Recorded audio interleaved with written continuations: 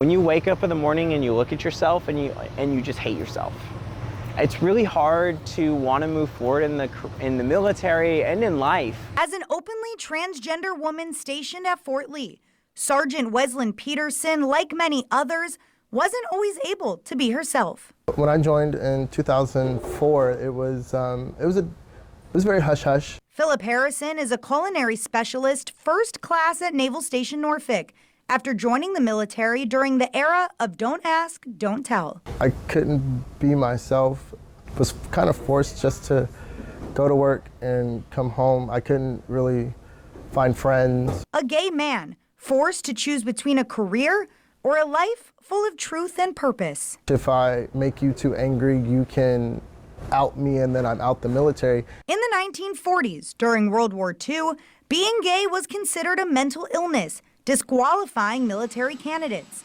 In 1982, it was actually criminalized for same-sex couples to be together in the military, and it was a dishonorable discharge. Then in 1993, former President Bill Clinton enacted the Don't Ask, Don't Tell policy, allowing closeted LGBTQ members to serve, but they would be discharged for disclosing it. The CS1 remembers working twice as hard just to prove he's more than his sexuality. If I mess up, you judge me accordingly, but you're not going to judge me over my lifestyle. I'm a United States Navy sailor just like you are. And remembers the exact moment in 2011 when the policy that kept him hidden was rescinded, finally setting him free. My chief came and she was like, hey, the Don't Ask, Don't Tell has been rescinded. I think I ran up the hallway screaming. I was so happy. It was a very joyous occasion. We could be who we wanted to be and serve our country that we love openly. It was a huge moment for us.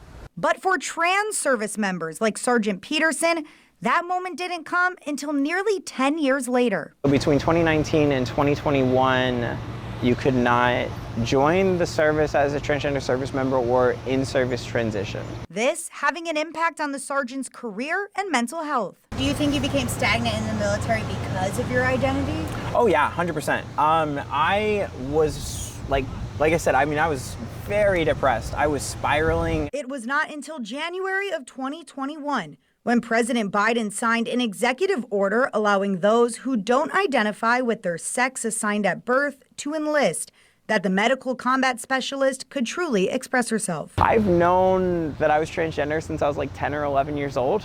I didn't tell anyone about my gender identity issues or even my wife. I literally told nobody until after January of 2021. It's really weird to sit there and say, like, I never felt like me and now I wake up and I feel normal. I guess the easiest way to explain it is that I felt like I had ants crawling on me my entire life and all of a sudden I just don't. While Sergeant Peterson says she's found support in her fellow soldiers, Harrison says there's still work to do. I believe we still have a long way to go with just how people's attitudes are. Think of everyone as a sailor first, well, as a human first, and then a sailor.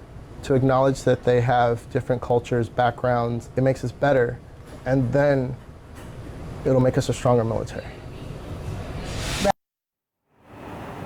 Harrison is also the diversity committee coordinator over at Naval Station Norfolk and is hoping to create an LGBTQ plus support group as more community members join the force. And as for Sergeant Peterson, well, she is in the process of reclassing from medic to electromagnetic spectrum manager, and she's also planning to undergo gender affirming surgery and grow out her hair. I'm Penny Commit, News 3.